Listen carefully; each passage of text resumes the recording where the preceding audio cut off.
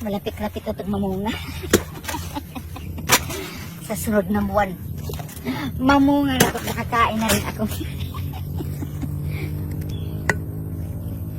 Uy! Yung garden ni Maring Ala, nag-trespassing na sa lupain ko ah. Umabuso na talagang babaeng to. Langiya. Wala talagang respeto po eh. Tingnan mo, nagkalat pa rito. Maringal! Maringal! Oy, Maringki, ba't ka nag-iingay dyan? Pumunta ka nga dito. Kanina pagkatawag ng tawag sa'yo, bingi-bingi mo. Itong tanim mo, nagkatrespassing na sa lupain ko ah. Tingnan mong pagitan natin. Oh, ituturo ko sa'yo. Ito lang yung natin ah, pagitan sa lupain natin. Lumampas ka na! Tingnan mo itong tanim mo na santa mo, lumampas ka na! Trespassing ka, Maringal! Ay naku, Maringki, pati lang naman yan. Gumapang lang yan. Ano bang problema? Ay, style mo, Maringal, bulok na yan. Lumang tugtugi na yan, Maringal. Alam ko talaga, Maringal, yung style mo. Kunwari, dito ka nagtanim. Bukas makalawa, dito na naman, dito. Hanggang makakuha ka ng ilang metro sa lupain ko. Ay, pwede ka namang makakuha dyan ng gulay. Makaulam dyan. Ako hindi, alam mo naman ako hindi ako madamot. Hindi ko nangangailangan ng gulay mo. Hindi ako kumakain yan pa eh.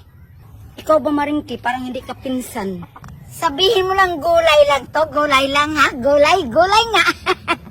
Tapos sabihin mo, pag magpasukat na tayo dito ng mga lupain, sabihin mo, dahil nakatanim ka dito, sa'yo to.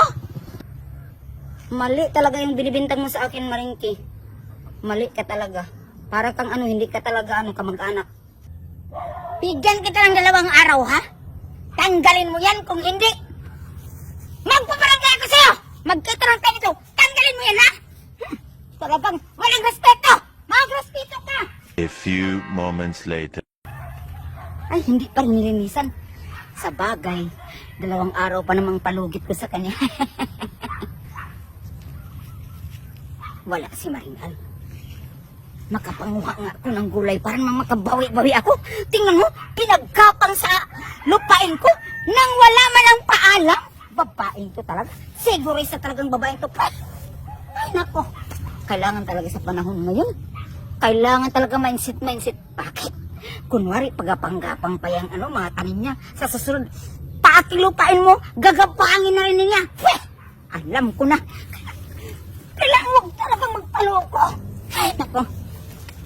Uy, Maringki, anong ginagawa mo dyan? Ay! Maringal! Ay, nako. Siyempre, di ba, 2 araw, palugit ko sa'yo. Masayang na naman yung mga bunga dito ng mga gulay, di ba? Kukunin ka na lang para maulam ko naman.